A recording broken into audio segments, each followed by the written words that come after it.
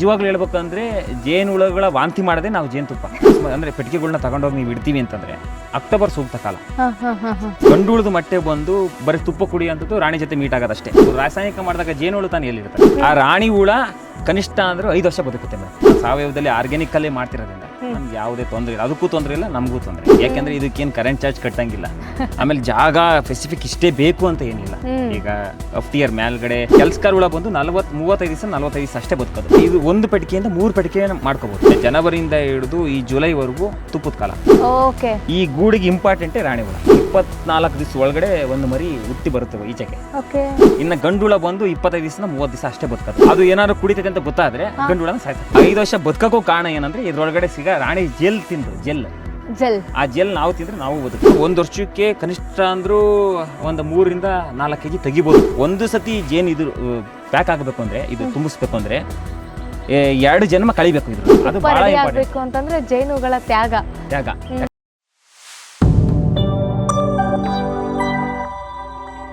ನಮಸ್ಕಾರ ರೈತ ಬಾಂಧವರೇ, ಗುಡ್ ಮೈಂಡ್ಸ್ ಯೂಟ್ಯೂಬ್ ಚಾನಲ್ಗೆ ಸ್ವಾಗತ. ನಾನು ಶ್ವೇತಾ ಕಲಖಣಿ. ಇವತ್ತಿನ ವಿಡಿಯೋದಲ್ಲಿ ಜೇನು ಕೃಷಿಯ ಬಗ್ಗೆ ಮಾಹಿತಿಯನ್ನು ತಿಳಿದುಕೊಳ್ಳೋಣ. ಜೇನು ಕೃಷಿ ಮಾಡೋದ್ರಿಂದ ಎಷ್ಟೆಲ್ಲ ಉಪಯೋಗಗಳಿದೆ ಗೊತ್ತಾ? ಹಾಗಾಗಿ ಇಲ್ಲಿವರೆಗೂ ಗುಡ್ ಮೈಂಡ್ಸ್ ಯೂಟ್ಯೂಬ್ ಚಾನಲ್ನಲ್ಲಿ ಜೇನು ಕೃಷಿಯನ್ನು ಹೇಗೆ ಮಾಡಬಹುದು ಅನ್ನೋದ್ರ ಬಗ್ಗೆ ಇಲ್ಲಿವರೆಗೂ ನಾವು ವಿಡಿಯೋಗಳನ್ನು ಹಾಕಿರಲಿಲ್ಲ. ಸೊ ಪ್ರಪ್ರಥಮ ಬಾರಿಗೆ ತುಮಕೂರಿನಲ್ಲಿರುವಂತಹ ಕೀರ್ತಿ ಅವರ ತೋಟದಲ್ಲಿ ನೋಡಿ ಸಂಪನ್ಭರಿತವಾದಂಥ ಬೆಳೆಗಳನ್ನು ಬೆಳೆದಿದ್ದಾರೆ. ಅದಕ್ಕೆ ಪೂರಕ ಎನ್ನುವಂತೆಯೇ ಜೇನು ಕೃಷಿಯನ್ನು ಕೂಡ ಮಾಡ್ಕೊಂಡಿದ್ದಾರೆ. ಸೊ ಜೇನು ಕೃಷಿಯನ್ನು ಹೇಗೆ ಮಾಡಿದರೆ ಲಾಭ ಮತ್ತು ಜೇನು ಕೃಷಿ ತೋಟದಲ್ಲಿ ಇದ್ದರೆ ನಮ್ಮ ಬೆಳೆಗಳಿಗೆ ನಮಗೆ ಎಷ್ಟು ಲಾಭ ಎಲ್ಲದರ ಬಗ್ಗೆ ಕೂಡ ಮಾತಾಡ್ತಾ ಹೋಗ್ತಾರೆ. ಬನ್ನಿ ಅವ್ರ ಜೊತೆ ಮಾತಾಡ್ತಾ ಹೋಗೋಣ. ಸರ್ ನಮಸ್ತೆ. ನಮಸ್ತೆ. ಮೊದಲದಾಗಿ ನಿಮ್ಮ ಪರಿಚಯ ಮಾಡಿಕೊಡಿ ನಮ್ಮ ರೈತ ಬಾಂಧವರಿಗೆ. Keerthi S Mudimadu, son of Shivappa BS. ನಮ್ಮ ತಂದೆಯವರು ಶಿವಪ್ಪ BS ಅಂತೇಳಿ ದೈಹಿಕ ಶಿಕ್ಷಣ ಶಿಕ್ಷಕರು. ಮುದಿಮಡು ಗ್ರಾಮ, ಕಳ್ಳಂಬೆಳ ಹೋಬಳಿ, ಶಿರಾ ತಾಲೂಕು, ತುಮಕೂರು ಜಿಲ್ಲೆ. ಸರಿ, ಜೇನು ಕೃಷಿನ ಮಾಡಬೇಕು ಅಂತ ಯಾಕೆ ಅನ್ನಿಸ್ತು? ಮೇಡಮ್, ಈಗ ರೈತ ಅಂದಮೇಲೆ 2 ಕಾಲು 4 ಕಾಲು ಎಲ್ಲನೂ ಸಾಕಬೇಕಂದ್ರೆ 2 ಕಾಲು ಕೋಳಿ ಆಗಿರ್ಬೋದು, 4 ಕಾಲು ಗೋವಾಗಿರ್ಬೋದು, ಅದೇ ಥರ ಎಲ್ಲ ಸಾಕಬೇಕು ಅನ್ನೋದು ಒಂದು ವಿಚಾರ. ಆಮೇಲೆ ಇವತ್ತಿನ ಇದು ಪರಿಸ್ಥಿತಿಯಲ್ಲಿ ಜೇನುಗೂಡು ಕುಟುಂಬಗಳೇ ಇಲ್ಲ. ಜೇನುಗೂಡು ಅಂದರೆ ಇದು ಮಾತ್ರ ಜ್ಞಾಪನಕ್ಕೆ ಬರ್ತೈತೆ ಬಿಟ್ಟರೆ ನಮ್ಮ ಜೀವನ ಆಧಾರಿತವಾಗಿ ಜೇನುಗೂಡು ಅಂತ ಎಲ್ಲಿದೆ ಇವತ್ತು? ಹೌದು, ಒಬ್ಬೊಬ್ಬರು ಎಲ್ಲ ಡಿವೈಡ್ ಆಗ್ತಿದೆ. ಅದು ಸಲುವಾಗಿ ಒಂದು ಜೇನುಗೂಡು ಇರಲಿ ಅನ್ನೋದು ಒಂದು. ಆಮೇಲೆ ಜೇನಿಲ್ಲ ಅಂತಂದರೆ ಇವತ್ತಿನದ್ರಲ್ಲಿ ಯಾವುದೇ ಬೆಳೆ ಬೆಳೆಯೋಕ್ಕೆ ಆಗಲ್ಲ. ಮೇಯ್ನ್ ಪಾಯಿಂಟೇ ಅದು. ಯಾವುದೇ ಬೆಳೆ ಹೆಂಗಾಗುತ್ತೆ? ಈಗ ಪಾಲಿನೇಷನ್ ಆಗಲ್ಲ ಅಂದ್ರೆ ಬೆಳೆ ಹೆಂಗ್ ಬರುತ್ತೆ? ಅದ್ರ ಸಲುವಾಗಿ ನಮ್ಮ ಇದರಲ್ಲಿ ಜೇನುಗೂಡು ಇರಲಿ ಅನ್ನೋದ್ ಸಲುವಾಗಿ ಅದರಿಂದ ನಾನು ಕಲ್ತ್ಕೊಳ್ಳೋದು ಭಾಳ ಇದೆ ಮೇಡಮ್. ಇವತ್ತಿನ ಇದರಲ್ಲಿ ಆ ಜೇನಿನಿಂದ ಪ್ರತಿಯೊಂದು ಕಲ್ತ್ಕೊಳ್ಳೋದಿದೆ. ಆಮೇಲೆ ಯಾಕೆ ನನಗೆ ಜೇನು ಇಷ್ಟ ಆಯಿತು ಅಂತಂದರೆ ಮೇಯ್ನ್ ಆಗಿ ಆ ಮೆಜರ್ಮೆಂಟ್ ಮಾಡುತ್ತದೆ ಒಳಗಡೆ. ಅಂದರೆ ನಮಗೆ ರೊಟ್ಟಿ, ಈಗ ನಾವು ಒಂದು ಫ್ರೇಮಲ್ಲಿ ರೊಟ್ಟಿ ಇಡಬೇಕು ಅಂದರೆ ಅದು ಓಲ್ ನೋಡಿ ಒಂದೇ ಮೆಜರ್ಮೆಂಟು, ಎಲ್ಲೂ ಚಿಕ್ಕದು ಬರಲ್ಲ, ಎಲ್ಲೂ ದೊಡ್ಡದು ಬರಲ್ಲ. ಯಾವ ಥರ ಇಂಜಿನಿಯರಿಂಗ್ ವರ್ಕ್ ಮಾಡ್ತೈತೆ ಅದನ್ನ ನೋಡಿ ನಾವು ಕಲಿಬೇಕು. ಅದಕ್ಕೋಸ್ಕರ ಭಾಳ ಇಷ್ಟ ಆಯಿತು. ನಾನು ಇದು ಎಷ್ಟು ದಿನ ಆಯಿತು ಜೇನು ಕೃಷಿ ಮಾಡ್ತಾ ಇದ್ದೀನಿ? 2 ವರ್ಷ ಆಯಿತು. 2 ವರ್ಷದಿಂದ. ಓಕೆ, ಅದ್ಭುತವಾಗಿ ಬೆಳೆನ ಬೆಳಿತಿದ್ದೀರಿ.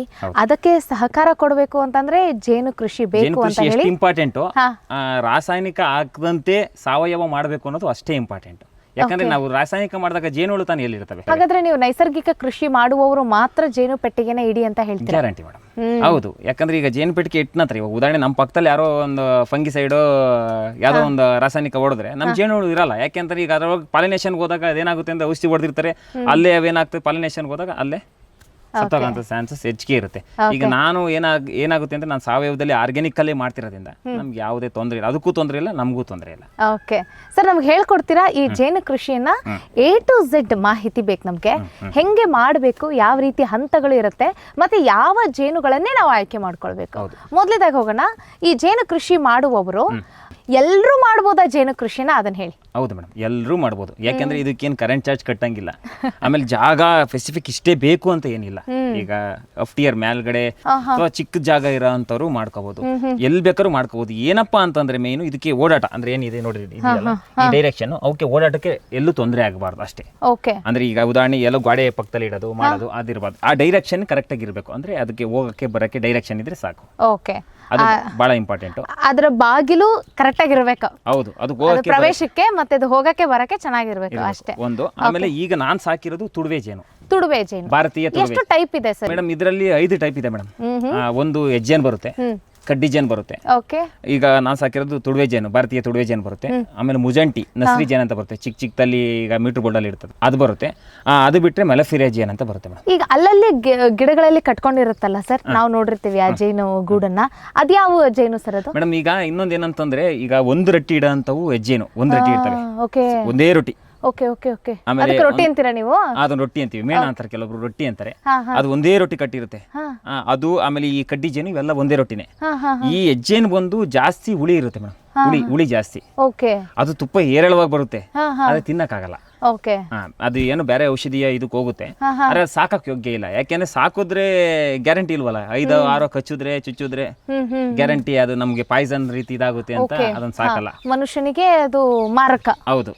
ಇನ್ನ ಕಡ್ಡಿ ಜೇನು ಬಂದು ಅದರಲ್ಲಿ ತುಪ್ಪ ಅಂದ್ರೆ ಏನಪ್ಪ ಪಾಲಿನೇಷನ್ ಆಗುತ್ತೆ, ಅದರಿಂದ ಸಾಕಕ್ಕೆ ಯೋಗ್ಯ ಇಲ್ಲ. ಅದು ಒಂದೇ ರೊಟ್ಟಿ ಕಟ್ಟೋದು, ಓಕೆ. ಅದರಿಂದ ನಾವು ತುಪ್ಪ ಎಕ್ಸ್ಪೆಕ್ಟ್ ಮಾಡಕ್ ಆಗಲ್ಲ. ತುಪ್ಪ ಅಂತಲ್ಲ, ಒಟ್ನಲ್ಲಿ ಪಾಲಿನೇಷನ್ ಆಗುತ್ತೆ, ಅದರಿಂದ ಅನುಕೂಲ ಇದೆ, ಆದ್ರೆ ಸಾಕಾಗಲ್ಲ ಅದನ್ನ. ಈ ಭಾರತೀಯ ಇದು ತುಡುವೆ ಜೇನು ಬಂದು ಇದು ಬಂದು ಎಕ್ಸ್ಪೆಷಲಿ ಜಾಸ್ತಿ ಉತ್ತದಲ್ಲಿ ಜಾಸ್ತಿ ಕಟ್ಟಿರುತ್ತೆ, ಅಂತಂತವಾಗಿ ಕಟ್ಕೊಂಡ್ ಬರುತ್ತೆ. ಕನಿಷ್ಠ ಅಂದ್ರೆ 10 ರೊಟ್ಟಿ ತನಕ ಕಟ್ಟುತ್ತಾ ಹೋಗುತ್ತೆ. ಇದು ಅದು ಉತ್ತ ಬಿಟ್ರೆ ನೆಕ್ಸ್ಟ್ ನಮ್ಮ ಈ ತೆಂಗಿನ ಮರದಲ್ಲಿ ಪಟ್ರೆ ಇರುತ್ತಲ್ಲ, ತೆಂಗಿನ ಮರ ಹೋಗಿರೋ ಅಂತ ತೆಂಗಿನ ಮರದ ಒಳಗಡೆ ಹೋಲ್ ಮಾಡ್ಕೊಂಡು ಅಲ್ಲಿ ಕಟ್ಟಿರ್ತದೆ. ಜಾಸ್ತಿ ಇದು ನೆರಳು ಬಾಯಿಸುತ್ತೆ ಮೇಡಮ್, ನೆರಳಲ್ಲಿ. ಅದ್ರ ಸಲುವಾಗಿ ಪೆಟ್ಟಿಗೆಯಲ್ಲಿ ಇಟ್ಟು ಮಾಡೋದು ಇದನ್ನ. ಪೆಟ್ಟಿಗೆಯಲ್ಲಿ ಇಡೋದು ಏನಕ್ಕೆ ಕಾಲೋನಿ ಇಟ್ಟು ಏನಕ್ಕೆ ಇದನ್ನ ಬೆಳೆಸ್ತಾರೆ ಅಂತಂದ್ರೆ ಅದ್ರ ಸಲುವಾಗಿ. ಇದಕ್ಕೆ ಜಾಸ್ತಿ ನೆರಳು ಬೇಕು. ನನಗೀಗ ಏನಂತಂದ್ರೆ, ಯಾಕೆ ಈ ರೀತಿಯಾಗಿ ಡೈಮೆನ್ಷನ್ನು ಇದೇ ರೀತಿನೇ ಹಿಂಗೆ ಇರಬೇಕು, ಪೆಟ್ಟಿಗೆ ಇದಕ್ಕೆ ಇದೇ ರೀತಿ ಮನೆ ಇರಬೇಕು, ಇದೇ ರೀತಿನೇ ನೀವು ಅದಕ್ಕೆ ಫ್ರೇಮ್ಗಳನ್ನ ಸೆಟ್ ಮಾಡಬೇಕು, ಏನ್ ಕಾರಣ ಅದಕ್ಕೆ ಅಂತ ಅದನ್ನ ಹೇಳಿ. ಕಾರಣ ಏನಂತಂದ್ರೆ ಮೇಡಮ್, ಇದು ಬಂದು ಕುಟುಂಬ ಕೋಣೆ. ಕಾಣ್ತಾ ಇದೆಯಾ, ಇದು ಫಸ್ಟ್ ತಳಮನೆ. ಈ ತಳಮನೆ ಏನ್ ಬೇಕು ಇಂಪಾರ್ಟೆಂಟ್ ಅಂದ್ರೆ, ಈ ಗೂಡಲ್ಲಿ ತಳಮನೆ ಏನ್ ಜೇನುಳ ಇದಾವೆ ಅದ್ರ ಕಸ ಅಂತ ಏನು ಬರುತ್ತೆ, ವೇಸ್ಟೇಜ್. ಅದ್ರ ಈಗ ನಾವೆಂಗ್ ನಿತ್ಯ ಕರ್ಮ ಇರುತ್ತೆ ವೇಸ್ಟೇಜ್, ಅದ್ರ ವೇಸ್ಟೇಜ್ ಈ ತಳಮನೆಯಲ್ಲಿ ಸ್ಟಾಕ್ ಆಗುತ್ತೆ. ಈ ತಳಮನೆ ಒಳಗಡೆ, ಈ ತಳಮನೆಯಲ್ಲಿ ಅದು ಇದ್ರೆ ಎಷ್ಟು, ಅಕಸ್ಮಾತ್ ಅದರಿಂದ ತೊಂದರೆ ಏನಪ್ಪಾ ಅಂದ್ರೆ, ಅದು ಇರೋದ್ರಿಂದ ಇವನೇ ಕ್ಲೀನ್ ಮಾಡ್ತವೆ, ಜೇನುಳನೆ ಪ್ರತಿಯೊಂದು ಕಸನು ಎತ್ತು ಹೊರಗಡೆ ಬಿಸಾಕ್ತವೆ. ಅದಕ್ಕೇನಾದ್ರೂ ಟೈಮ್ ಆಗ್ಲಿಲ್ಲ ಅಂತಂದ್ರೆ ಆ ಕಸದಿಂದ ಉತ್ಪತ್ತಿಯಾದ ಮೇಣದೂಳದಿಂದ ತನ್ನ ಗೂಡೆ ಎದ್ದೋಗುತ್ತೆ. ಅಂದ್ರೆ ಅದರಲ್ಲಿ ಈ ಮೇಣದುಳ ಅಂದ್ರೆ ಯಾವ ತರ ಇರುತ್ತೆ ಅಂದ್ರೆ, ವೈಟ್ ಇರುತ್ತೆ. ಸಿಂಪಲ್ ಆಗಿ ನಮ್ಗೆ ತಟ್ಟನ ಜ್ಞಾಪನಕ್ಕೆ ಬರ್ಬೇಕು ಅಂದ್ರೆ, ಅವರೆಕಾಳು ಬಿಡಿಸುವಾಗ ಅವರೆಕಾಳು ಹುಳ ಬರ್ತದೆ ನೋಡಿ, ಸೇಮ್ ಮೇಣದುಳ ಅದೇ ತರ ಇರುತ್ತೆ. ಅದು ಹಸಿರು ಇರುತ್ತೆ, ಇದು ವೈಟ್ ಇರುತ್ತೆ. ಇದರಲ್ಲಿ ಉತ್ಪತ್ತಿಯಾಗಿ ಅವೇನ್ ಮಾಡ್ತವೆ, ಈಗ ಫ್ರೇಮ್ಗಳು ನಾವ್ ಹಿಂಗ್ ಜೋಡಿಸಿರ್ತೀವಿ ಅಂತ ಮೇಡಮ್, 8 ಫ್ರೇಮ್ ಇರುತ್ತೆ. ಒಂದು ಕಾಲೋನಿ ಅಂದ್ರೆ 8 ಫ್ರೇಮ್.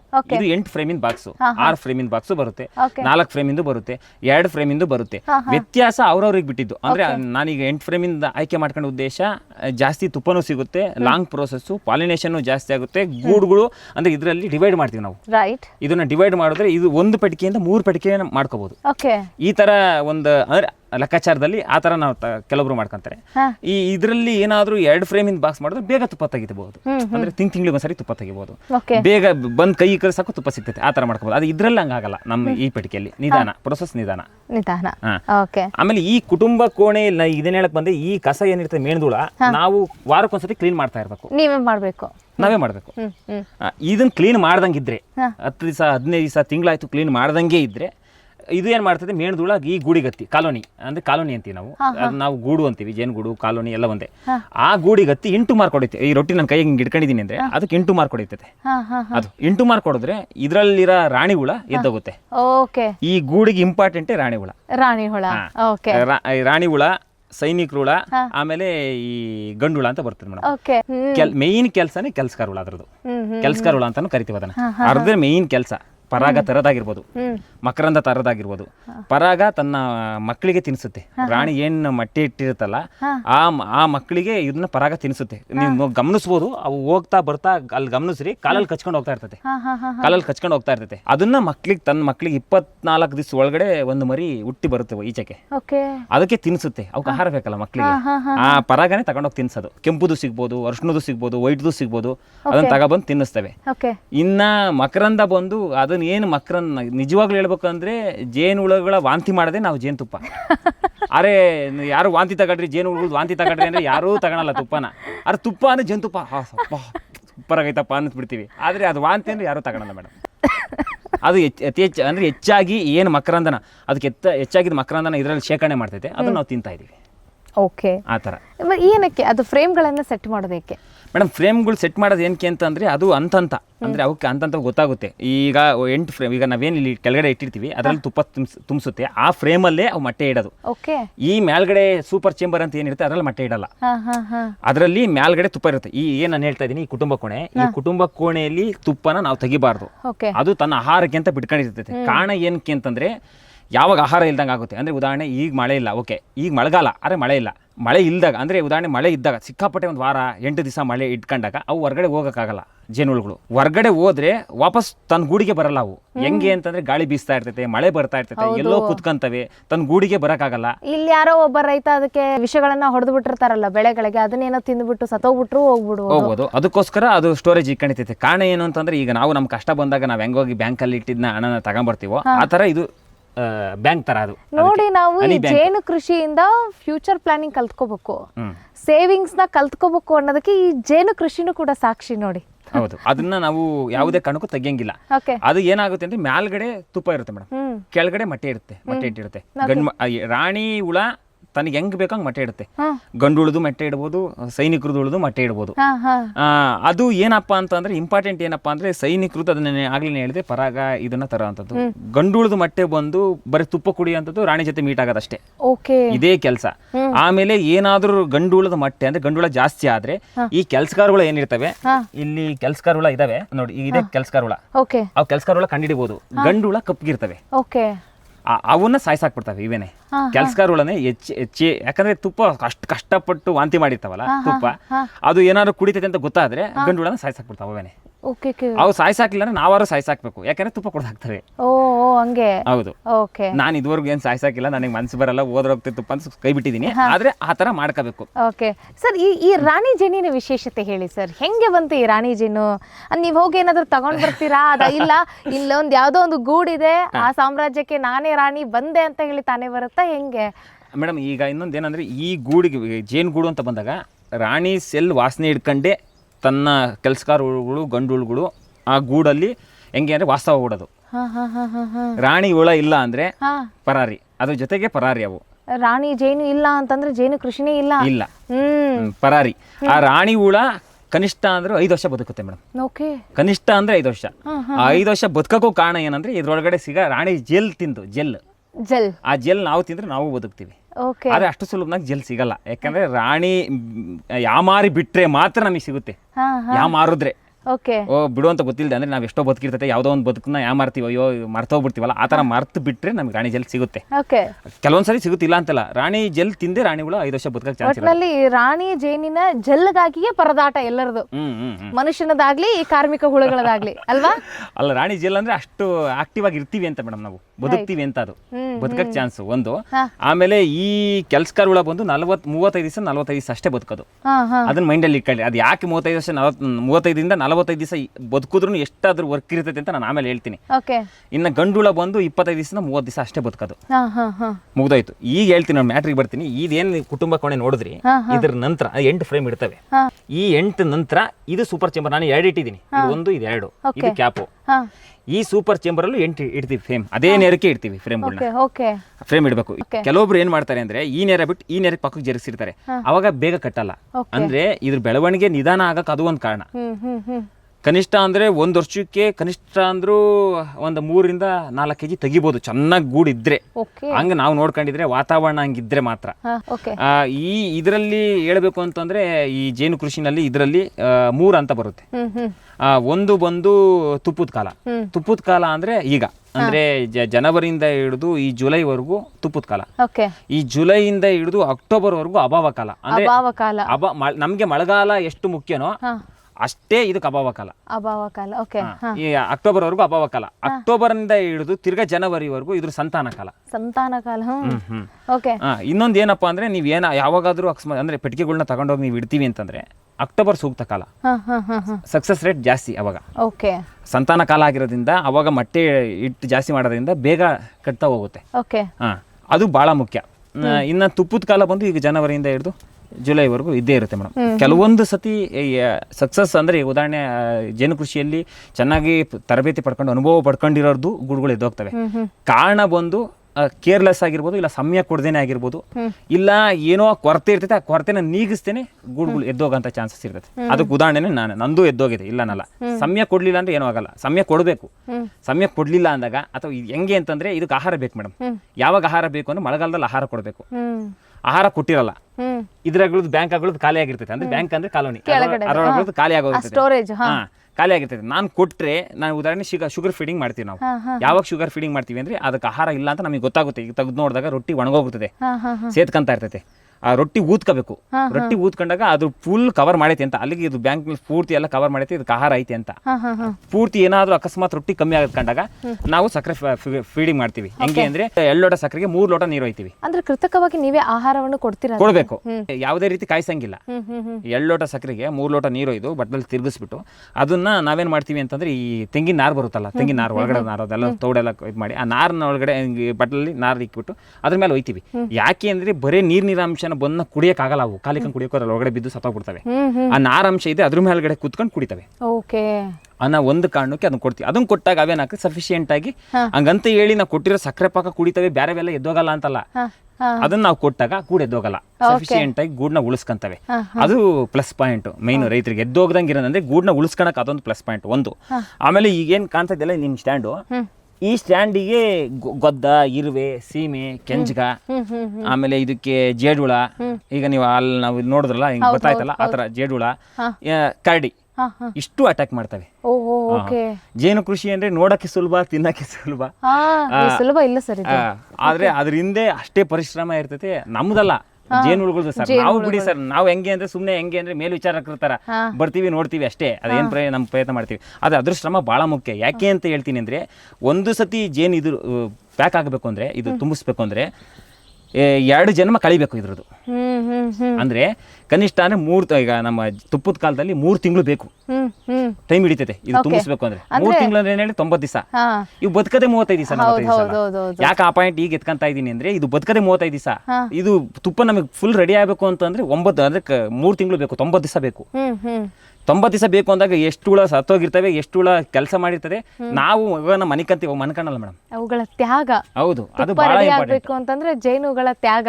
ಯಾಕಂದ್ರೆ 24 ಅವರು ಕೆಲಸ ಮಾಡ್ತಾ ಇರ್ತವೆ ಒಂದು. ಆಮೇಲೆ ನೈಟ್ ಹೊತ್ತು ಕಣ್ಕಾಣಲ್ಲ ಇವಕ್ಕೆ, ನೈಟ್ ಕಣ್ಕಾಣಲ್ಲ. ನಾವು ಬೆಳಕು ಹಾಕಿದ್ರೆ ಬಿಡಲ್ಲ, ನಮ್ಮ ಹಿಂದೆನೆ ಓಡ್ಬರ್ತವೆ. ಅಂದ್ರೆ ಉದಾಹರಣೆಗೆ ಜೇನ್ ಪೆಟ್ಟಿಗೆ ಹತ್ರ ಬರ್ತೀವಿ, ನಾವೇನೋ ಡಿವೈಡ್ ಮಾಡ್ಬೇಕು, ಲೈಟ್ ಹಾಕ್ತಿವಿ, ಪಟ್ ಅಂತ ಲೈಟ್ ಹಾಕಿದೀವಿ, ಇವು ಬೆಳಕರ್ದೈತೆ ಅಂತ ಬಂದ್ಬಿಡ್ತವೆ. ಅವಾಗ ಬಹಳ ಕಷ್ಟ. ನಾವು ಡಿವೈಡ್ ಮಾಡೋದು, ಇವನ್ನ ಡಿವೈಡ್ ಮಾಡಾದ್ಮೇಲೆ ಪೆಟ್ಟಿಗೆ ಸಾಕ್ಸೋದು ಎಲ್ಲ ನೈಟ್ ಹೊತ್ತೆ. Right sir. ಈ ರಾಣಿ ಜೇನನ್ನ ಹೆಂಗೆ ನೀವು ಅದನ್ನ ಹೆಂಗ್ ಕಾಪಾಡ್ಕೊಂತೀರಿ? ಅದು ಓಡ್ ಹೋಗ್ಲಾರ್ದಂಗೆ, ತಪ್ಪಿಸ್ಕೊಂಡು ಹೋಗ್ಲಾರ್ದಂಗೆ ಹೆಂಗ್ ನೋಡ್ಕೊಂತೀರಿ? ಹೌದು, ಈಗ ಕೆಲವೊಬ್ರು ಏನ್ ಮಾಡ್ತಾರೆ ಅಂದ್ರೆ ಗೇಟ್ ಹಾಕ್ತಾರೆ ಮೇಡಮ್. ರಾಣಿ ಗೇಟ್ ಅಂತ ಬರುತ್ತದು. ರಾಣಿ ಗೇಟ್ ಹಾಕೋದ್ರೆ ತಪ್ಪಿಸ್ಕೊಂಡು ಹೋಗಕ್ಕಾಗಲ್ಲ, ತೂರ್ ಹೋಗಕ್ಕಾಗಲ್ಲ, ಅಷ್ಟಿರುತ್ತೆ ಅದು ಒಂದು. ಆಮೇಲೆ ರಾಣಿ ಸಿಕ್ಕಾಪಟ್ಟೆ ದಪ್ಪ ಇರ್ತೈತೆ, ಎಲ್ಲಾ ಹುಳುಗಳಿಗಿಂತ ದಪ್ಪ ಇರ್ತೈತೆ. ಅಷ್ಟು ಸುಲಭನಾಗ ಅದು ಹೊರಗಡೆ ಬರಲ್ಲ ಮೇಡಮ್. ಗೊತ್ತಾಗುತ್ತೆ ನಿಮ್ಗೆ ಇದು ರಾಣಿ ಜೇನು ಅಂತ ಗೊತ್ತಾಗುತ್ತೆ. ಆಮೇಲೆ ಸುಲಭನ ಕಂಡಿಡಿಬಹುದು ಅಂದ್ರೆ ಇದೇನಿರ್ತಲ್ಲ 8 ಫ್ರೇಮ್, 8 ಫ್ರೇಮಲ್ಲಿ 7ನೇ ಫ್ರೇಮಲ್ಲಿ ಕುತ್ಕೊಳ್ತದೆ. 7 ಅಥವಾ 3ನೇ ಫ್ರೇಮ್ ಅಲ್ಲಿ ಇರುತ್ತೆ. ಈ 3, 7ರಲ್ಲಿ ಪಟ್ ಅಂತ ಕಂಡಿಡಿಬಹುದು. ಈಗ ನೀವು ಇದನ್ನ ಪೆಟ್ಟಿಗೆನ ತಂದು ಇಟ್ರಿ, ಈ ರೀತಿ ಎಲ್ಲ ಸೆಟಪ್ ಮಾಡಿದ್ರಿ, ಜೇನುಗಳನ್ನ ಹೆಂಗ್ ತಗೊಂಡ್ಬಂದ್ರಿ ನೀವು ಫಸ್ಟ್ ಡೇ? ಇದು ನಾನು ಫಸ್ಟಿಗೆ ತಗೋಬೇಕು ಅಂತ ಡಿಸೈಡ್ ಮಾಡಿದಾಗ ಇಲ್ಲಿ GKVKಯಲ್ಲಿ ಟ್ರೈ ಮಾಡಿದೆ ಬೆಂಗಳೂರಲ್ಲಿ, ಆಮೇಲೆ KVKಯಲ್ಲಿ ಟ್ರೈ ಮಾಡಿದೆ ಮೇಡಮ್. ಇದು ಏನು ಸಮಸ್ಯೆ ಆಗುತ್ತೆ ಅಂದರೆ, ನಾವೆಷ್ಟು ಫಾಸ್ಟ್ ಇರ್ತೀವಿ ಅಂತಂದರೆ, ಈಗ ಬೆಳಿಗ್ಗೆ ಕಾಲ್ ಮಾಡಿದೆ ಬೆಳಿಗ್ಗೆ ಹೋಗಿ ತಗೊಂಬಂದು ಇಟ್ಬಿಡೋಣ ಅನ್ನೋ ಅಷ್ಟು ಫಾಸ್ಟ್ ಇರ್ತೀವಿ. ಅಷ್ಟು ಸುಲಭನಾಗಿ ಯಾವುದು ಆಗಲ್ಲ. ಯಾಕೆ ಆಗಲ್ಲ ಅಂತಂದರೆ, ಅವ್ರು ಏನಾಗುತ್ತೆ ಅಂದರೆ KVK ಸರ್ಕಾರದ ಕಡೆಯಿಂದ ಏನಾಗ್ತೈತೆ ಅಂತ, ಇಲ್ಲಿಗೆ ಬರಬೇಕು ಅಂತಂದರೆ ಇಷ್ಟು ಮಿನಿಮಮ್ ಆರ್ಡ್ರ್ ಅಂತ ಇರುತ್ತೆ, ಅಷ್ಟು ಮಾಡಬೇಕು. ಇಲ್ಲ ಅಷ್ಟು ಮಿನಿಮಮ್ ಆರ್ಡರ್ ಆದ್ಮೇಲೆ ತಾಮಂದ್ ಕೊಡ್ತಾರೆ. ಹೆಂಗೆ ಕೆಜಿ ಗಟ್ಟಲೆ ಕೊಡ್ತಾರ? ಹೆಂಗೆ ಕೆಜಿ ಅಂತಲ್ಲ, ಇದ್ರ ನಮ್ಗೆ ಅವ್ರು ಇಟ್ಕೊಡುವಾಗ ಏನ್ ಮಾಡ್ತಾರೆ ಅಂದ್ರೆ, ಇದೊಂದು ಬಾಕ್ಸ್ ಅಂತಂದ್ರೆ 3 ಫ್ರೇಮ್ 4 ಫ್ರೇಮ್ ಕೊಡ್ತಾರೆ. ಅಂದ್ರೆ ಅದ್ರಲ್ಲೂ ಅಂತ ಇದೆ ಮೇಡಮ್. ಅಂದ್ರೆ ಒಂದು ಪ್ಯಾಕೇಜ್ ಕೊಡ್ತಾರ, ಒಂದು ಪ್ಯಾಕೇಜ್. ಅವ್ರು ಯಾವ ತರ ಕೊಡ್ತಾರೆ ಅಂತಂದ್ರೆ, ಈ ಸ್ಟ್ಯಾಂಡು, ಆಮೇಲೆ ಈ ತಳಮನೆ, ಕುಟುಂಬ ಕೋಣೆ, ಸೂಪರ್ ಚೆಂಬರು, ಈ ಕ್ಯಾಪು, ಆಮೇಲೆ ಒಳಗಡೆ ಕಾಲೋನಿ. ಒಳಗಡೆ ಕಾಲೋನಿ ಒಬ್ರು 3 ಫ್ರೇಮ್ ಇಟ್ಕೊಡ್ತಾರೆ, ಒಬ್ರು 4 ಫ್ರೇಮ್ ಇಟ್ಕೊಡ್ತಾರೆ. ಇಷ್ಟಕ್ಕೂ ಸೇರಿ 4,500 ಪ್ರೈವೇಟ್ ಅಲ್ಲಿ ಓಡ್ತೈತೆ. ಇಲ್ಲಿ ನಾವು GKVKಯಲ್ಲಿ ಅಥವಾ KVKಯಲ್ಲಿ ತಗಂತೀವಿ ಅಂತಂದ್ರೆ ಮಿನಿಮಮ್ ಒಂದು 1,125 ಕಟ್ಟಿಸ್ಕೊಂತಾರೆ. 1,125 ಕಟ್ಟಿಸ್ಕೊಂಡು. ಈಗ ಇನ್ನೊಂದು ಹೆಂಗಂತಂದ್ರೆ ಸರ್, ಈಗ ಬೆಳೀತಾ ಏನಂತಂದ್ರೆ ಇವುಗಳ ಸಂಖ್ಯೆನೂ ಜಾಸ್ತಿ ಆಗ್ಬೋದಲ್ವಾ? ಜಾಸ್ತಿ ಆಗುತ್ತೆ. ಆದರೆ ಇದು ಆಯಸ್ಸು ಅವಧಿ ಇದು ಕಮ್ಮಿ ಇರೋದ್ರಿಂದ ಏನಾಗುತ್ತೆ ಅಂತಂದ್ರೆ ಡಿವೈಡ್ ಮಾಡ್ಕೊಂತೀವಿ ಮೇಡಮ್. ಅಂದ್ರೆ ಇದನ್ನ ನೀವು ಹೇಳಿದಂತೆ ಹೆಚ್ಚಾಗುತ್ತೆ, ಡಿವೈಡ್ ಮಾಡ್ತಾ ಹೋಗ್ತೀವಿ. ಅದನ್ನ ಹೇಳಿದ್ನಲ್ಲ, ಅಕ್ಟೋಬರ್ ತಿಂಗಳಲ್ಲಿ ನಾವು ಕೆಲವೊಬ್ರು ಆಗಸ್ಟ್ ತಿಂಗಳಲ್ಲೂ ಮಾಡ್ತಾರೆ. ಅವ್ರವ್ರ ವಾತಾವರಣ ಆಗಸ್ಟು, ಸೆಪ್ಟೆಂಬರು, ಅಕ್ಟೋಬರು ಹಂಗೆ ಮಾಡ್ತಾ ಹೋಗ್ತಾರೆ. ಕೆಲವೊಬ್ರು ಜನವರಿವರೆಗೂ ಮಾಡ್ತಾ ಇರ್ತಾರೆ. ಇಲ್ಲಿ ಡಿವೈಡ್ ಮಾಡ್ತೀವಿ ಅನ್ನೋದು ಎಷ್ಟು ಮುಖ್ಯನೋ ಆ ಗೂಡನ್ನ ಉಳಿಸ್ಕೊಳಕ್ಕೆ ಅಷ್ಟೇ ಪರಿಶ್ರಮ ಹಾಕ್ಬೇಕು. ಕಾರಣ ಏನು ಅಂತ, ಇಲ್ಲೆಲ್ಲೋ ಒಂದು ಹೆಜ್ಜೆನು ಕಟ್ಕೊಂಡಿರುತ್ತೆ, ಇಲ್ಲಿ ಜೇನು ಪೆಟ್ಟಿಗೆ ಇಟ್ಟಿದ್ದಾರೆ ತಾಳು, ಇಲ್ಲಿ ಒಂದು ನನ್ನ ಮನೆ ಇದೆ, ನನ್ನ ಫ್ರೆಂಡ್ಸ್ ಇದ್ದಾರೆ, ಬರುತ್ತಾ ಅಂತ? ಬರಲ್ಲ ಮೇಡಮ್, ಬರಲ್ಲ. ಈ ತುಡುವೆ ಜೇನು ಬಿಟ್ರೆ ಬೇರೆ ಯಾವ ಜೇನು ಬಂದು ಈ ಪೆಟ್ಟಿಗೆಯಲ್ಲಿ ಸೇರ್ಕೊಳ್ಳಲ್ಲ. ಆಮೇಲೆ ಇನ್ನೊಂದು ಏನಪ್ಪಾ ಆಪ್ಷನ್ ಐತಿ ಅಂತಂದ್ರೆ, ಇದೇ ಗೂಡು ರಾಣಿ ಹಿಂದೆ ಎದ್ದೋಗಿದ್ರೆ, ಈ ಗೂಡು ಖಾಲಿ ಇದ್ರೆ ಒಂದೂವರೆ ತಿಂಗಳು ಒಳಗಾಗಿ ತನ್ನ ಗೂಡಿಗೆ ವಾಪಸ್ ಬರೋಂಥ ಚಾನ್ಸಸ್ ಇರುತ್ತೆ. ಅದಿದೆ. ಅದು ಬಿಟ್ಟು ಅಷ್ಟರೊಳಗಡೆ ನಾವೇನಾದ್ರೂ ತಗೊಬಂದು ಇದು ಗೂಡನ್ನ ಕಾಲೋನಿ ಬಿಟ್ರೆ, ಆ ಗೂಡು ಏನಾದ್ರೂ ಬರಕ್ ಟ್ರೈ ಮಾಡಿದ್ರೆ ಇದ್ರೊಳಗಡೆ ಪ್ರವೇಶ ಇಲ್ಲ, ಬರಲ್ಲ. ಅದು ಗೊತ್ತಾಗ್ಬಿಡುತ್ತೆ ಅವಕ್ಕೆ ಅಲೆ ಅದು ಹುಳಗಳು ಇದಾವೆ ಅಂತ. ಇಲ್ಲೇ ಎಲ್ಲಾದ್ರೂ ಕಟ್ಕೊಳ್ತವೆ, ಇಲ್ಲೇ ಎಲ್ಲಾದ್ರೂ ವಾಸ ಮಾಡ್ತವೆ, 2 ದಿವಸ ಇರ್ತವೆ, ಎದ್ದು ಹೋಗ್ತವೆ. ಈಗ ಇಲ್ಲಿ ರಾಣಿ ಜೇನೆ ಡಿಮ್ಯಾಂಡೆಡ್ ಅಲ್ವಾ ಸರ್? ಈಗ ಅದನ್ನ ನಾವು ಕಾಪಾಡ್ಕೋಬೇಕು, ಚೆನ್ನಾಗಿ ಇಟ್ಕೋಬೇಕು ಅಂತಂದ್ರೆ ಅದಕ್ಕೆ ಏನಾದ್ರೂ ರಾಣಿ ಜೇನು ಇಂಪಾರ್ಟೆಂಟ್ ಮೇಡಮ್. ಹಂಗಂತ ಹೇಳಿ ಬರೀ ರಾಣಿ ಜೇನು ಇದ್ರೆ ಮಾತ್ರ ಗೂಡಿರಲ್ಲ. ಈಗ ನಾನು ಹೇಳೋದು ಬರೀ ರಾಣಿ ಜೇನು ಇಟ್ಕೊಂಡು ಕೆಲ್ಸಗಾರ ಹುಳ ಇಲ್ಲ ಅಂದ್ರೂ ಕೆಲಸ ಆಗಲ್ಲ, ಗಂಡು ಹುಳ ಇಲ್ಲ ಅಂದ್ರೂ ಕೆಲಸ ಆಗಲ್ಲ. ಇವು 3 ಇಂಪಾರ್ಟೆಂಟ್, ಅದರಲ್ಲಿ ಇಂಪಾರ್ಟೆಂಟ್ ರಾಣಿ ಹುಳ.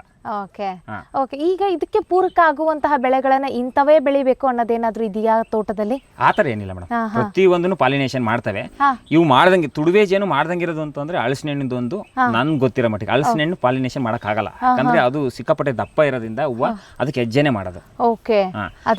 ಹೌದು ಹೌದು. ಅದ್ರ ಸಲುವಾಗಿ ಮಿಕ್ಕಂತ ಎಲ್ಲ ಹೂವನ್ನು ಪಾಲಿನೇಷನ್ ಮಾಡ್ತವೆ. ನನ್ನ ಗಮನಕ್ಕೆ ಬಂದಂತೆ ಮೇಡಮ್, ಕನಿಷ್ಠ ಅಂದ್ರೆ ಒಂದು ದಿವಸಕ್ಕೆ 35,000 ರಿಂದ 40,000 ಹೂವನ್ನ ಪಾಲಿನೇಷನ್ ಮಾಡ್ತವೆ ಮೇಡಮ್. ಒಂದು ಹುಳ 35,000 ರಿಂದ 40,000 ಪಾಲಿನೇಷನ್ ಮಾಡ್ತವೆ ಒಂದು ಹುಳ. ಅಂದ್ರೆ ಅಲ್ಲಿಗೆ ಅರ್ಥ ಮಾಡ್ಕೋಬೇಕು, ವಿತಿನ್ ಸೆಕೆಂಡ್ ವೇಸ್ಟ್ ಮಾಡಲ್ಲ ಅಂತ ಅಲ್ಲಿಗೆ ಅರ್ಥ. ಹೋಗ್ತಾ ಇರ್ತವೆ, ಬರ್ತಾ ಇರ್ತವೆ, ಮಾಡ್ತಾ ಇರ್ತವೆ ಕೆಲಸ. ಅಷ್ಟು ಇಂಪಾರ್ಟೆಂಟ್. ಆದ್ರೆ ಏನ್ ಮಾಡ್ತೀರಾ, ಇವತ್ತಿನ ಕಾಲಘಟ್ಟದಲ್ಲಿ ನಮ್ಮ ಜೇನುಗಳು ಅಯೋಮಯ ಆಗ್ಬಿಟ್ಟಿದಾವು, ಹುಡುಕಬೇಕಾಗಿದೆ ನಾವು. ಓಕೆ ಸರ್, ಈಗ ಅಂದ್ರೆ ಒಟ್ಟಿನಲ್ಲಿ ವರ್ಷದಲ್ಲಿ ನಾವು ಎಷ್ಟು ಬಾರಿ ಇದರಿಂದ ನಾವು ಇದನ್ನ ತಗೋಬಹುದು, ಆದಾಯ ತಗೋಬಹುದು ಈ ಜೇನು ಕೃಷಿ ಮೇಡಮ್? ಪ್ರತಿಯೊಂದು ಆದಾಯನೇ. ಯಾವ ತರ ಆದಾಯ ಅಂತಂದ್ರೆ, ಇವಾಗ ಇದರಲ್ಲಿ ಕುಟುಂಬ ಕೋಣೆ ಏನೈತೆ ಆ ಎಂಡ್ ಫ್ರೇಮ್ ನ ನಾವು ಡಿವೈಡ್ ಮಾಡಿದ್ರೆ ಎರಡು ಪೆಟ್ಟಿಗೆ ಮಾಡ್ತೀವಿ ಅಂತ. ಈ ಕಡೆ ಒಂದು ಪೆಟ್ಟಿಗೆ ನಾನು ಉಳಿಸ್ಕೊಂತೀನಿ, ಇನ್ನೊಂದು ಪೆಟ್ಟಿಗೆನ ಡಿವೈಡ್ ಮಾಡಿಕೊಟ್ರೆ 2,000 ಕೊಡ್ತಾರೆ. 2,000 ಕೊಡ್ತಾರೆ. ಹೆಂಗೇನೆ ಬರೀ 3 ಫ್ರೇಮ್ ಕೊಡೋದ್ರಿಂದ ಅಷ್ಟೇ. ನೀವು ಬರೀ ಒಂದು 3 ಫ್ರೇಮ್ ಎತ್ಕೊಡ್ತೀರಾ. 3 ಫ್ರೇಮಿಗೆ 2,000? 3 ಫ್ರೇಮಿಗೆ 2,000 ನಡೀತಾ ಇದೆ. 2,000 ಐತೆ, 1,500 ಐತೆ. ಕೆಲವೊಬ್ರು 4 ಫ್ರೇಮಿಗೆ 2,000 ತಗೊಂತಾರೆ. ಅದು ಅವ್ರವ್ರ ವೈಯಕ್ತಿಕ. ಒಟ್ಟಿನಲ್ಲಿ ನನ್ಗೆ ಕೊಟ್ಟಾಗ 3 ಫ್ರೇಮ್ಗೆ 2,000 ತಗೊಂಡಿದ್ರು. ಓಕೆನಾ? ಅದೊಂದು ರೀತಿ ನಮ್ಗೆ ಅನುಕೂಲನಾ ಒಂದು. ಆಮೇಲೆ ಈ ತುಪ್ಪ, ಜೇನುತುಪ್ಪ ಕೆಲವೊಬ್ರು 800 ಮಾಡ್ತಾರೆ, 1,000 ಮಾಡ್ತಾರೆ. ಕನಿಷ್ಠ ಅಂದ್ರೆ ಒಂದು 3 kg ಅಂತ ಇಟ್ಕೊಳ್ಳಿ ಮೇಡಮ್. 3 kg ಜೇನುತುಪ್ಪ 1,000 ರೂಪಾಯಿ ಅಂತ ಕೊಟ್ಟರೆ 3,000 ಲಾಭ ಆಯ್ತು. ಅದೊಂದು ರೀತಿ 3,000 ಲಾಭ, ಇದೊಂದು 2,000 ಲಾಭ. ಆಮೇಲೆ ಇದಲ್ಲದೆ ಮೇಣ. ಈಗ ಮೇಣ ಅಂತಂದ್ರೆ ಅದು ತುಪ್ಪ ತೆಗಿತೀವಲ್ಲ, ಆ ತುಪ್ಪನ ಕೆಲವೊಬ್ರು ಏನ್ ಮಾಡ್ತೀವಿ ಅಂದ್ರೆ ನಾವು ಎಕ್ಸ್ಟ್ರಾಕ್ಟ್ ಇಕ್ತೀವಿ. ಆ ಎಕ್ಸ್ಟ್ರಾಕ್ಟ್ ಐತೆಲ್ಲ ಕೊಡುತ್ತೆ. ಆ ಎಕ್ಸ್ಟ್ರಾಕ್ಟ್ ಅಲ್ಲಿ ಇಟ್ಟು ತೆಗಿಯೋದ್ರಿಂದ ಏನು ಅನುಕೂಲ ನಾನು ಹೇಳ್ತೀನಿ. ಈಗ ಎಕ್ಸ್ಟ್ರಾಕ್ಟ್ ಇಲ್ದರು ಅದನ್ನ ಹಿಂಡ್ತಾರೆ. ಅಂದ್ರೆ ತುಪ್ಪನ ನಾವು ನೋಡಿದ್ವಿ ಮೊದಲೆಲ್ಲ. ನಾವು ಚಿಕ್ಕ ವಯಸ್ಸಿನಲ್ಲಿ ಬಾಲ್ಯದಲ್ಲಿ ಆ ತುಪ್ಪ ಎಲ್ಲನ ವಂಗೆ ಗಿಡದಲ್ಲೋ ಎಲ್ಲೋ ಕಟ್ಟಿಬಿಟ್ರೆ ಕೊಯ್ದುಬಿಟ್ಟು ತಗೊಂಬಂದು ಹಿಂಡ್ಬಿಟ್ಟು ಇದು ಮಾಡ್ತಿದ್ವಿ. ಅಂದ್ರೆ ನಾವೇನ್ ಮಾಡ್ತಿದ್ವಿ ಅಂತಂದ್ರೆ ಅರಿವಿರ್ಲಿಲ್ಲ ಮೇಡಮ್ ಅವಾಗ, ಅದ್ರ ಬಗ್ಗೆ ಅರಿವಿರ್ಲಿಲ್ಲ. ಅರೆ ಜೇನುತುಪ್ಪ ಅಂತ ಗೊತ್ತಿತ್ತು ಅಷ್ಟೇ, ಬಿಟ್ರೆ ಅರಿವಿರ್ಲಿಲ್ಲ ನಮಗೆ. ಏನಪ್ಪ ಸಮಸ್ಯೆ ಅಂತಂದ್ರೆ ತಗೊಂಬರೋದು, ಹೊಗೆ ಹಾಕೋದು, ಮುಚ್ಕೊಳ್ಳೋದು, ಕೊಯ್ಕೊಳ್ಳೋದು, ತಿನ್ನೋದು, ಹಂಗೆ ಮಾಡ್ತಿದ್ವಿ. ಅದು ಒಂದಿತ್ತು. ಈಗ ಹಂಗಿಲ್ಲ. ಈಗ ಏನಪ್ಪ ಸಿಂಪಲ್ ಅಂದ್ರೆ ನಾವು ಅದು ಉಫ್ ಅಂತ ಉರುವ್ರೆ ಸಾಕು ಹೋಗ್ತೇವೆ ಮೇಡಮ್.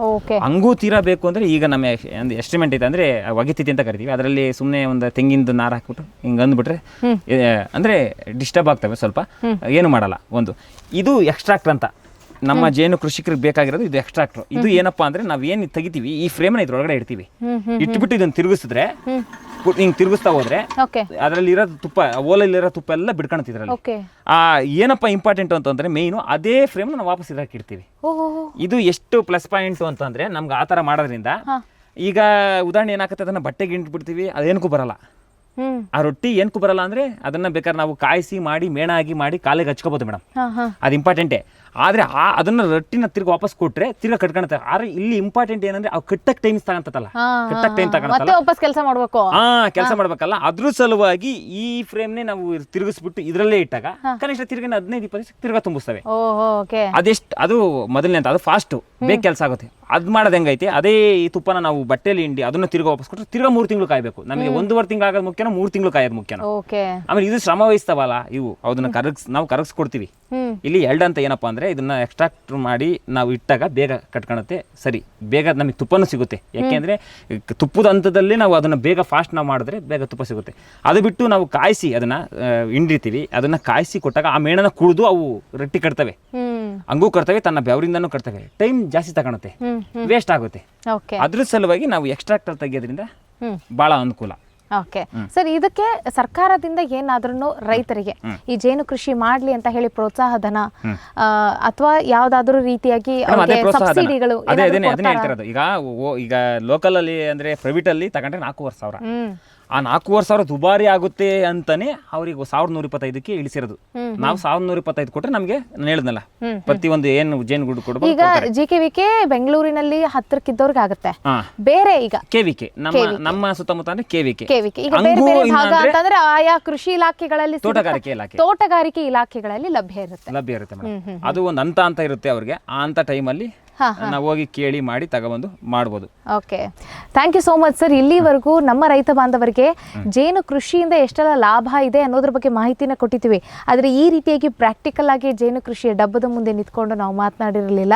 ಇದರ ಇನ್ನಷ್ಟು ಲಾಭಗಳನ್ನು ಪ್ರಗತಿಪರ ರೈತರ ಬಾಯಿಂದನೇ ಹೇಳಿಸ್ಬೇಕು ಅಂತ ಹೇಳಿ ವೇಟ್ ಮಾಡ್ತಿದ್ವಿ. ಸೊ ಇವತ್ತದು ಸಾಕಾರಗೊಂಡಿದೆ. Thank you so much. ಈ ಜೇನು ಕೃಷಿಯನ್ನು ಮಾಡಿ ನೈಸರ್ಗಿಕವಾಗಿ ಬೆಳೆಗಳಿಗೆ ನೀವೊಂದು ಅದೊಂದು ಪರಾಗಸ್ಪರ್ಶವನ್ನು ಕೊಡ್ತಾ ಇದ್ದೀರಲ್ಲ, ಸೊ ಇದೊಂದು ನಮ್ಮ ಇವತ್ತಿನ ಯುವ ಪೀಳಿಗೆಗೂ ಪರಾಗಸ್ಪರ್ಶನೆ ಅಂತ ಹೇಳಿ. ಆಮೇಲೆ ಇನ್ನೊಂದು ಏನು ಮುಖ್ಯ ಅಂತಂದ್ರೆ ಇವತ್ತಿನ ಇದರಲ್ಲಿ ಮೇಡಮ್ ರಾಸಾಯನಿಕ ಬಳಸ್ದಂಗಿದ್ರೆ ಎಲ್ಲಾನು ಉಳಿಯುತ್ತೆ ಮೇಡಮ್. ನಾವು ಮಾಡೋದು ಮಾಡಿ ನಮ್ಗೆ ನಾವೇನ್ ನೋಡ್ತಾ ಇದೀವಿ ಅಂದ್ರೆ ದುಡ್ಡು ನೋಡ್ತಾ ಇದೀವಿ ಹೊರತು ಪ್ರಕೃತಿ ನೋಡ್ತಾ ಇಲ್ಲ, ಭೂಮಿ ತಾಯಿ ನೋಡ್ತಾ ಇಲ್ಲ, ನಮ್ಮ ಆರೋಗ್ಯ ನೋಡ್ತಾ ಇಲ್ಲ. ದುಡ್ಡು ಇಂಪಾರ್ಟೆಂಟ್. ಮುಂದೆ ದುಡ್ಡು ಎಷ್ಟೇ ದುಡ್ಡಿದ್ರು ಆರೋಗ್ಯನೇ ಇರಲ್ವಲ್ಲ, ಆರೋಗ್ಯನೇ ಇರಲ್ಲ, ಆರೋಗ್ಯಕ್ಕೋಸ್ಕರ ದುಡ್ಡು ಖರ್ಚು ಮಾಡ್ತಾರೆ. ಆ ತರ ಪರಿಸ್ಥಿತಿ ಆಗುತ್ತೆ ಮುಂದೆ. ಒಟ್ನಲ್ಲಿ ಜೇನು ಕೃಷಿಯಿಂದ ನಿಮಗೆ ಇದರಿಂದ ಆದಾಯನೂ ಸಿಗುತ್ತೆ, ಅದರ ಜೊತೆಗೆ ನಿಮಗೆ ಒಳ್ಳೆಯ ಇಳುವರಿ ಬರಲಿಕ್ಕೆ ಈ ಜೇನುಗಳೇ ನಿಮಗೆ ಹೆಲ್ಪ್ ಮಾಡುತ್ತೆ.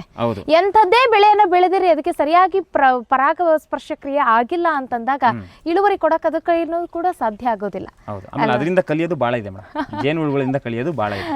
ಓಕೆ, ನೋಡಿ ಅವರು ಸ್ವತಃ ಈ ಜೇನು ಕೃಷಿ ಮಾಡ್ತಾ ಇರೋ ಕಾರಣಕ್ಕಾಗಿ ಪ್ರತಿ ದಿನವೂ ಕೂಡ ಅದರ ಜೊತೆಗೆ ಪಳಗ್ತಾ ಇರೋ ಕಾರಣಕ್ಕಾಗಿ ಸೂಕ್ಷ್ಮಗಳನ್ನ ಅರ್ಥ ಮಾಡ್ಕೊಂಡಿದ್ದಾರೆ. Thank you so much sir, ಧನ್ಯವಾದ. ನೋಡಿದ್ರಲ್ಲ ರೈತ ಬಾಂಧವರೇ, ಈ ಜೇನು ಕೃಷಿ ನಾವೇನಾದರೂ ನಮ್ಮ ತೋಟದಲ್ಲಿ ನಾವು ಮಾಡಿದ್ದೇ ಆಗಿದ್ರೆ ನಾವು ಎಂಥದ್ದೇ ಬೆಳೆಗಳನ್ನು ಬೆಳೀತಾ ಇದ್ರೂ ಸಹಿತ ಅದಕ್ಕೆ ಎಂಥದ್ದೇ ಏನಂತಂದರೆ ಫಲವತ್ತಾದ ಕೃಷಿ ಭೂಮಿಯನ್ನು ಹೊಂದಿದ್ದು ಮತ್ತು ಸಂಪನ್ಭರಿತವಾದಂಥ ಗೊಬ್ಬರಗಳನ್ನು ನೀಡ್ತಾ ಇದ್ರೂ ಸಹಿತ ಆ ಬೆಳೆಗೆ ಸರಿಯಾದ ಕ್ರಮದಲ್ಲಿ ಪರಾಗಸ್ಪರ್ಶ ಕ್ರಿಯೆ ಆಗಿದ್ದೇ ಆಗಿದ್ದರೆ ಆ ಬೆಳೆ ನೀವು ಕೇಳಿದಂಥ ಇಳುವರಿಯನ್ನು ಕೊಡಲಿಕ್ಕೆ ಸಾಧ್ಯ. ಇದೆಲ್ಲದಕ್ಕೂ ಕೂಡ ಕಾರಣ ಜೇನು ಕೃಷಿ. ಮುಂದಿನ ವಿಡಿಯೋದಲ್ಲಿ ಮತ್ತೊಬ್ಬ ಪ್ರಗತಿಪರ ರೈತನನ್ನು ಪರಿಚಯ ಮಾಡುವ ಕೆಲಸವನ್ನು ಮಾಡ್ತೀವಿ ಅಂತ ಹೇಳ್ತಾ ಸಿಗೋಣ ಮುಂದಿನ ವಿಡಿಯೋದಲ್ಲಿ. ನಮಸ್ಕಾರ.